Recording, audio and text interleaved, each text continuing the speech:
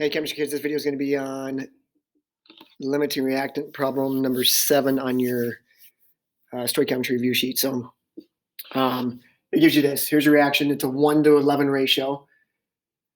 And it's telling you have this much of this reactant, this much of this reactant in grams. So whenever I give you both reactants, that means it's probably limiting reactant question, more than likely. I'll move this around a little bit.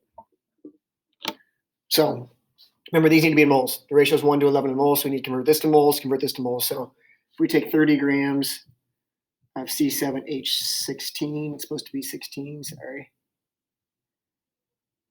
and convert that to moles, it is actually 100 grams per mole.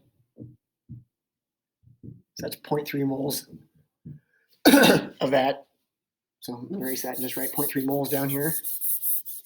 So this is 0.3 moles. 85 grams of oxygen, and it's 32 grams, remember, because it is O2 per mole of O2. And that is like 2.67 moles of O2.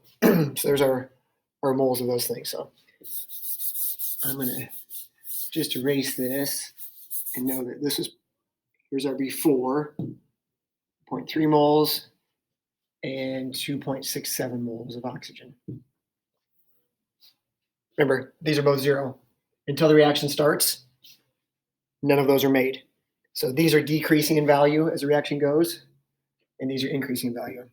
I'm going to change colors here. We're going to go, these are decreasing. These are both increasing in value. So our change is based on our ratio. First thing we need to figure out is which is the limiting reactant. Well, this is not the easiest one, but this is supposed to be 11 times bigger. Oxygen is supposed to be 11 times bigger than this. If you take 2.67 divided by 0.3, it's 9. So this number is 9 times bigger, and it's supposed to be 11, so it's not as big as it's supposed to be.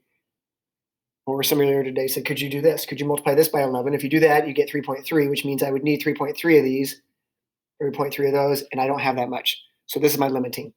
So once I know this is my limiting, and this is my excess, this is going down by 2.67. So we have no moles of that left over.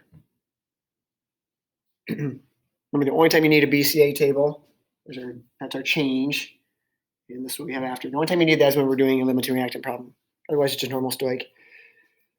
Now we're trying to get from 2.67 moles of this being used to figure out how much of this is used with it.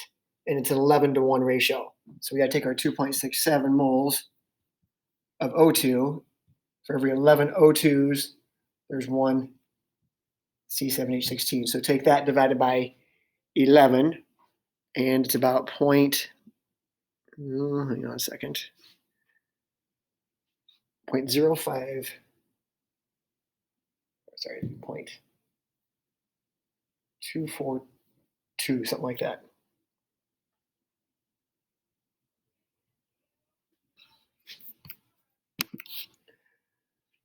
So now we have our change in moles here.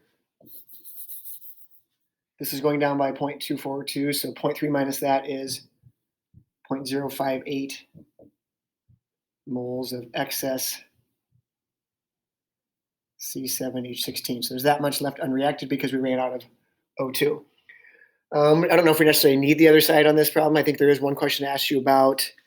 Looks like letter C does ask you, letter B asks you the amount of CO2 that could be produced, either in moles or grams. So, well, if we want to get from this to CO2, it's an 11:7 ratio. So we'd have to take this divided by 11. For every 11 O2s, there's 7 CO2s, and we could get to that. Or we can do this. Or we can go this over to CO2 is a 1:7 ratio. So multiply that by 7. I don't know if I have that. So 0.242 times 7 is about 1.7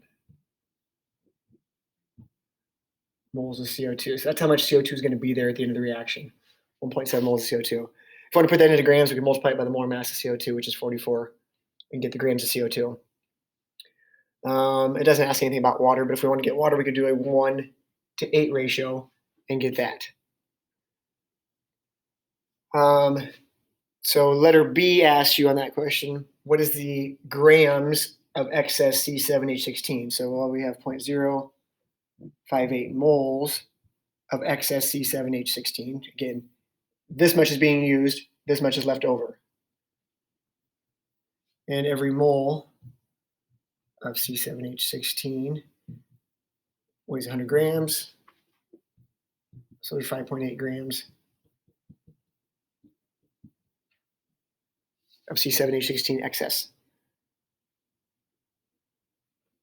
Again, if you wanted this into grams, you would take your 1.7 moles of CO2, and every 1 mole of CO2 weighs 44 grams.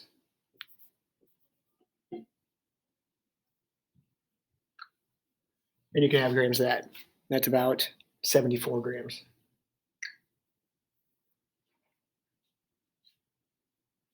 There's your limiting reactant problem.